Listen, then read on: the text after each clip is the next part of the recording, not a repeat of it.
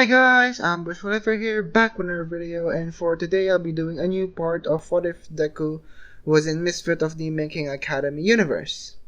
Well, as for now, but let me just say I am really thankful for you guys that support me on watching my channel and stuff, from the people that were here from the beginning to the people that are here now, or the newer people. I am really thankful for you guys that that you guys watched for or watched me grow essentially, which I'm really thankful for.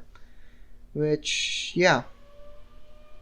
So with that out of the way, with that out of the way, all the mushy stuff, let's continue on to the story. So we last left off when Izuku Anos were going on a double date, which Izuku was next to Misha, basically in the bus.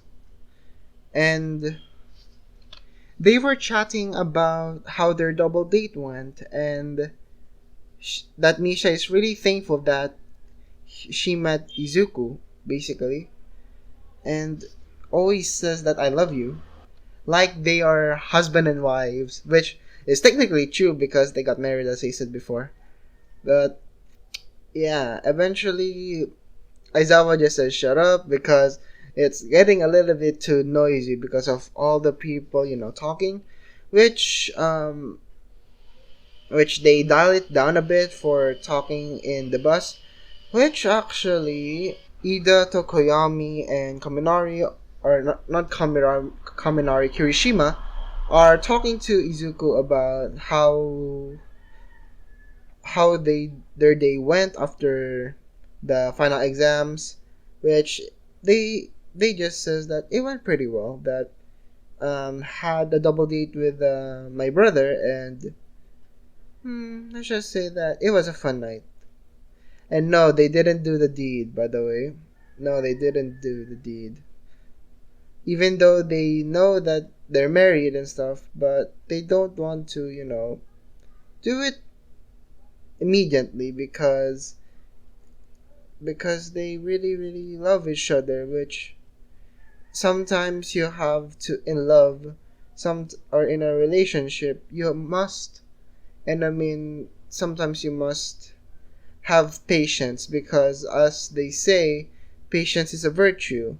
I don't know if you guys believe that, but I do, that patience is a virtue.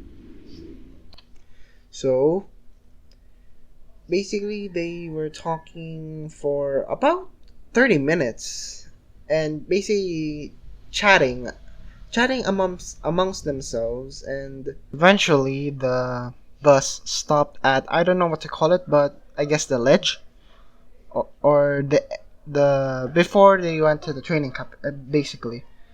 I don't know what to call it, sorry. But they thought, all of the students thought that it was a puncture, a puncture on the tire, or a punctured tire, because the bus stopped immediately. Which, when they got out, Izuku, well, let's just say Izuku says, I feel a disturbance in the force. Well, yeah.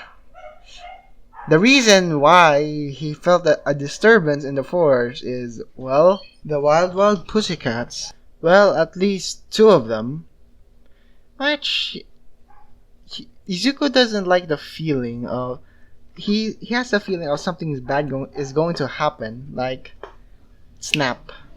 Which is why Izuku has his guard up.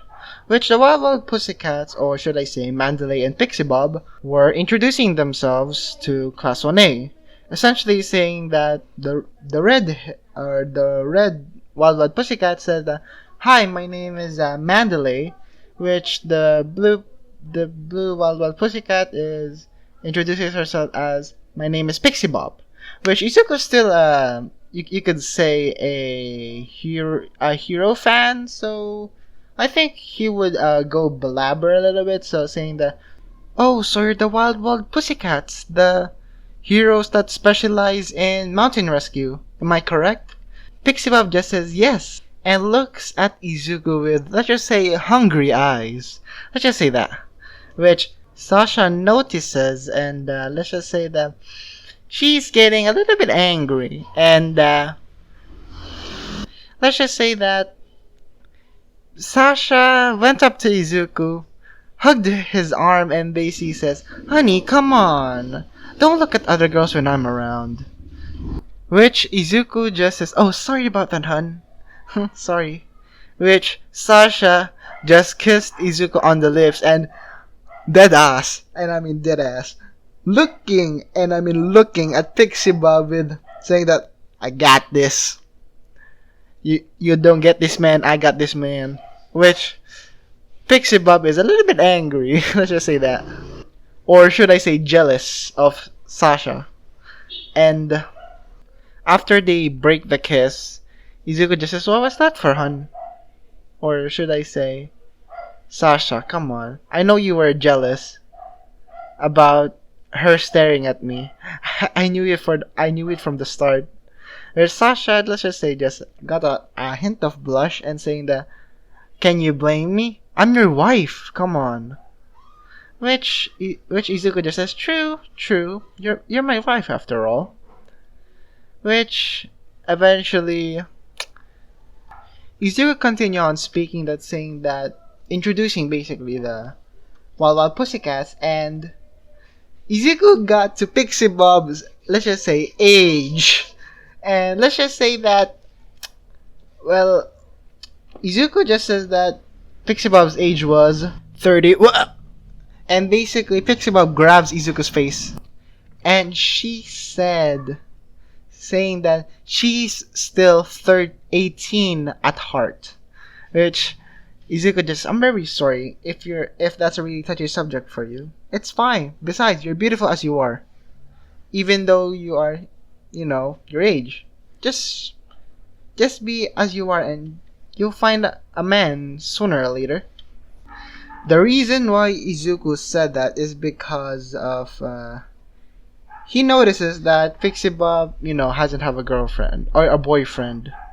And she really wants one badly because, it's a different feeling to have a boyfriend or girlfriend, or that somebody that cares about you. Which Pixie Bob just says, backs off, blushes, and basically says, "Shut up," and "Thank you." Which eventually Aizawa went out and explained about the training camp, and says that the training camp starts here. And when the other, let's just say, when the class, when they notice this, they start to run to the bus, but eventually Pixie Bob, used her quirk and made a mudslide, a landslide, which Izuku carries Sasha, bridal style, and saying that, "Are you okay, honey?" Which Sasha just says, "I'm fine. Come on, let's go to the training camp." Which they flew there, which flew there, and skipping all the hard bits. Which they waited for 2 hours for the bus to arrive, and another 4 hours for Class 1A to arrive. Which they start yelling at Izuku, saying that, "Why didn't you help us?" and stuff. Which Izuku just says, it ain't my job to babysit you. This is training camp. We need to train. If you're in a battle and there's no other pro heroes, what are you gonna do? Ask for help? Ask for help for a civilian? You have to be a person that being a hero isn't just being, able to use your quirk all willy-nilly. You have to be not afraid of taking the burden of everything. You have to do it because you are not forced to, because you are willing to risk your life or take the burden. Which that's basically what Izuku explains to them. Which, as well as, I don't need to help you guys because this, as I said before, this is where we need to assess our skills and think of what we have learned. which you're lucky that Ida, Kirishima, and Tokoyami are there to help you guys. Which they just see Ida, Kirishima, and Tokoyami having no sweat. Maybe just a little sweat, but not, like heavily drenched. And basically say, and they just says, but still, Izuku, come on. That was really unhanded of you. And Izuku just says that, well, it's not my fault. This is this is what this is what God gave me. So I'm just using what the gods gave me, essentially. So yeah. Eventually, he saw a boy, and it was Kota, which he hasn't noticed him before because, as I said before, he wasn't really paying attention when he arrived at the training camp. And I'm just going to say right now, let's just say that Kota was in the bus and was sleeping. And when Izuku goes up to Kota and says hi to him, he was about to punch his balls, which Izuku just, don't do that, please. That's gonna hurt. Which Kota doesn't listen and punched Izuku's balls, and it hurt. But not in what way do you think? It hurt Kota instead of Izuku, which saying that, and basically Kota just, ow, that hurt. Which Izuku, which one of, let's just say that one in class 1A, let's just say Kaminari, saying that that defines balls of steel. And I mean balls of steel. Which, yeah, essentially that happens. And after that, well, they eventually go into the training camp and take a bath. I would say take a bath. No. They ate first. Because I was really used to taking a bath first than eating. But I forgot this is MHA, not my life. Sorry about that. But yeah, Izuku and Klasone are going to the cafeteria and eat, and Pixie Bob and, let's just say, Mandalay are explaining that this is gonna be the first and last time that we are going to cook for you, because in this training camp you must also learn how to cook or have the skills to cook. Which Izuku just says, do you need help? Because we are a little bit, plenty. Not besides class 1A, we have as well class 1B. So do you need any help, Miss Mandalay and Miss Pixie Bob? Which they just says, sure.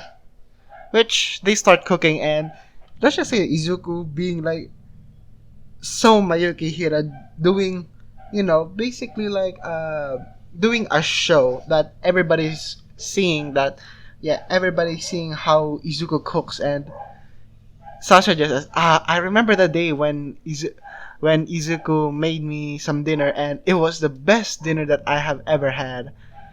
Hands down. I will never trade anything for it. Besides, Izuku is a really, really great cook. And let me tell you something, guys. Class 1A looking at Sasha and saying that he cooks.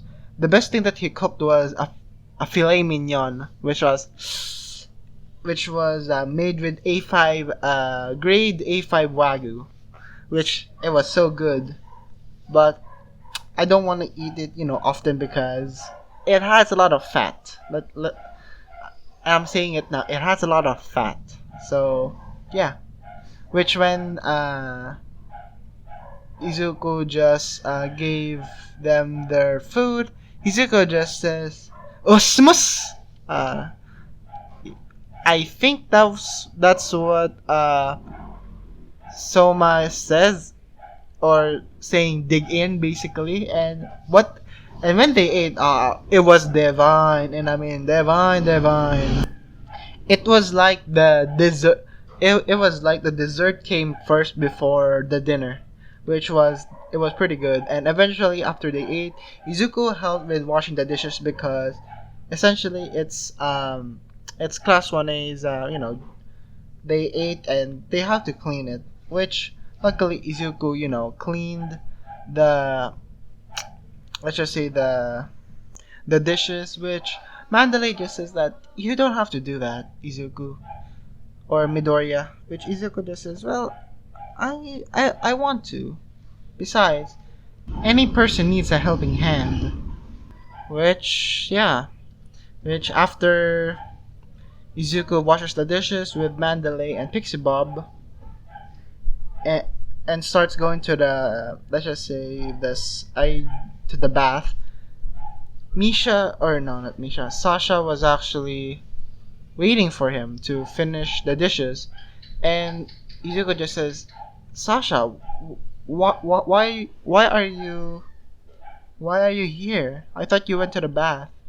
Sasha just says that, "Well, I was waiting for you, honey. Come on, let's go." Which Izuku just says, "You didn't have to wait for me. Sasha just says that it's fine. Besides, I want to take a bath with you. Which, which by now everybody left, and I mean everybody left. Class when I left the bath, which Izuku was in the females bath with Sasha, just her and Izuku, which was which was the most relaxing thing for them, doing this like a married couple, which was quite divine because nothing's more beautiful or more relaxing than spending time with your loved ones. That's a true fact. Which yeah, after that after the bath they start talking up on the way to the class, which Izuku just says that, well, Sasha, you really, even though you're my wife, I know that you have to take care of yourself. Come on. I know how to take care of myself. I don't need you, worrying about me that much.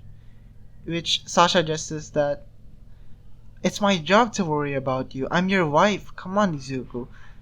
You know me better than this. I worry about you every time. Every time we go to the front lines. Even before we went into this universe or to your universe, Izuku. Yeah, yes, I know that, but I really can't argue with you, huh? Huh, Sasha? Well, you can't. It's hard to argue with your wife. And which Izuku continues saying that, well, it's hard to argue with my wife that has a pretty face. Which Izuku kissed Sasha, and they went to their separate, rooms and sleep. The next day was training arc, which they started training, and Izuku's training, well, let's just say Izuku's training is in the anime that Izuku, let's just say that Izuku was, practicing his flexibility and stuff and strength. In this one, let's just say Tiger was, instructed to help Izuku on training, which let's just say that Izuku mopped the floor with Tiger. Let's just say that Izuku mopped the floor with Tiger.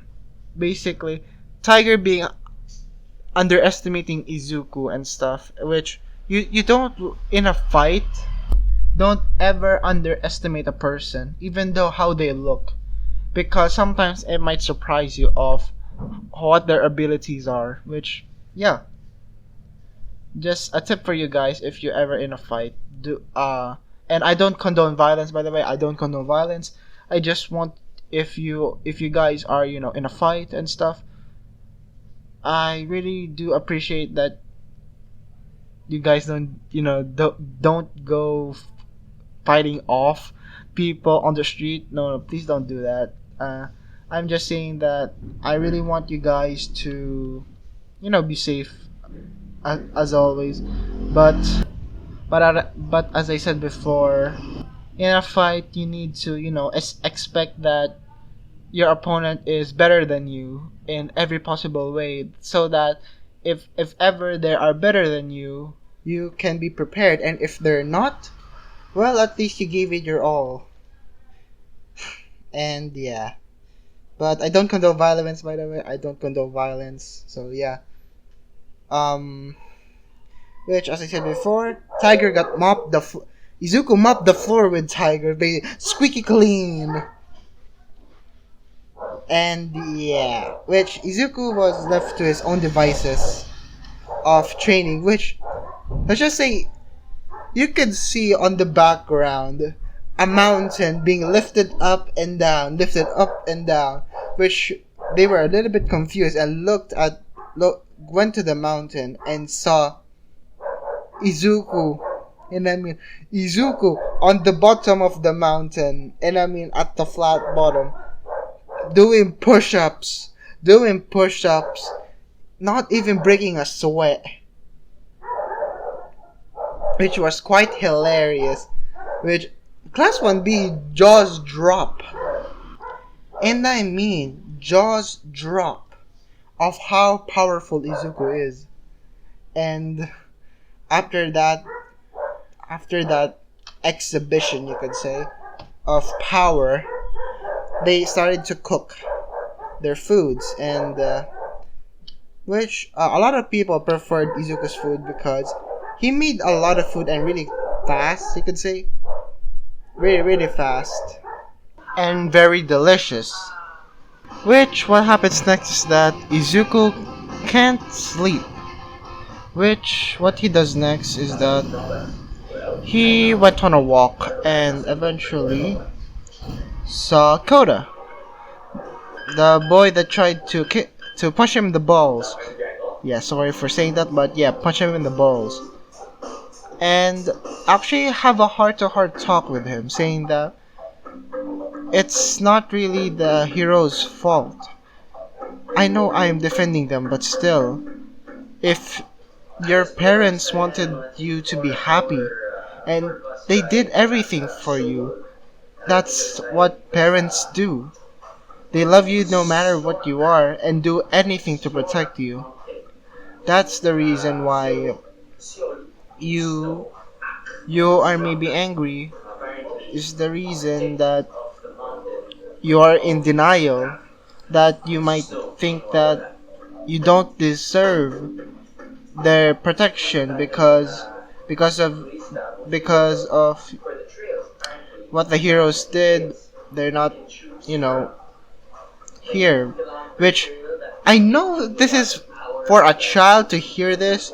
It's very, and I mean very, very, and I mean very, not really good, but in the same sense, it's actually pretty good to get the child to understand a little bit more better, to at least sentiment to the child, even though, sometimes children, or I myself, sometimes if somebody was lost to them recently or about a month ago, and they blame someone else, is because they're in denial. Because sometimes when somebody dies, to for example, to circumstances that affect your life, for example, protecting you, for example, your father or your mother protecting you from, for example, a person that's about to hurt you. That's technically, yeah, I would say technically, a you might go on denial because you're gonna blame somebody else for not doing it. Sometimes blaming yourself, but in Koda's case, he's blaming the heroes in this one. He's blaming the heroes because because of Koda's parents being, heroes, the water hose heroes, and they died to a villain attack. Which eventually, if there's a kid out there that has a parent that died in front of them, or while protecting them, there's gonna be a lot of, a lot of regret, denial, and most importantly, anger, because yeah, somebody's gonna blame someone, or should I say, the victim will blame someone. You could say that. But for Koda's case, he actually accepted this and actually sentiments with Izuku in this one and talks to Izuku about his problems because I think in the anime it doesn't really affect Kota really doesn't have the capabilities of going out or going out to make friends because in when we first saw Kota he was eh, in in my perspective he was a little bit broken because something in his life was gone immediately, which can you blame the kid? Can you really blame the kid for really being angry? Which eh, I can't really say that I support it, but can you blame him? No, because it's his right. He has a right to be angry. Which sorry for blabbing on about life. I'm really sorry about that, but they eventually became friends, and actually, Koda looks up to Izuku as a big brother and stuff, and actually calls him Big Brother, or Big Brother Izuku, or I could say Oni-chan. Which, when the next day comes around, and because Izuku, brought back Koda because he needs to sleep. He's still a kid after all. So eventually, when they arrived home, and Sasha was waiting for him because she was a little bit worried that Izuku ran off to somewhere that she doesn't know, and yeah, can you blame her because she is Izuku's wife for God knows how long, and and I'm meaning to say this, it's a long time, it's 1,000 years, but still, that she has every right to be worried because this is one of her loved ones and she doesn't want to you know something happen to him that can be dangerous, which I can understand that because if I ever have a loved one that you know is going out and going to every and I mean you know every bar or going out late, I will be very really worried for them because loved ones, family, there's one of them. But yeah, which Sasha eventually asked, so what did you do? Um, Izuku just did a little bit of counseling, you could say, or a therapy session, which Sasha looks confused and notices that Kota is sleeping on his back, which Sasha now notices it and actually was happy for Izuku, saying that, wow, Izuku, you actually matured a lot. And I don't mean in that way, but you matured in every possible way, in personality as well as, in wiseness, which I'm really proud of that, about that, Izuku. I really do. Which, which Izuku just said, thank you, Sasha, honey. Which eventually Izuku gave Kota to Mandalay and explains about everything that happened, which Mandalay actually thanks Izuku in this one, saying that I'm very Midoriya, I'm really really thankful that you you know talk to Kota over here and actually listen to his story. I'm really thankful for that.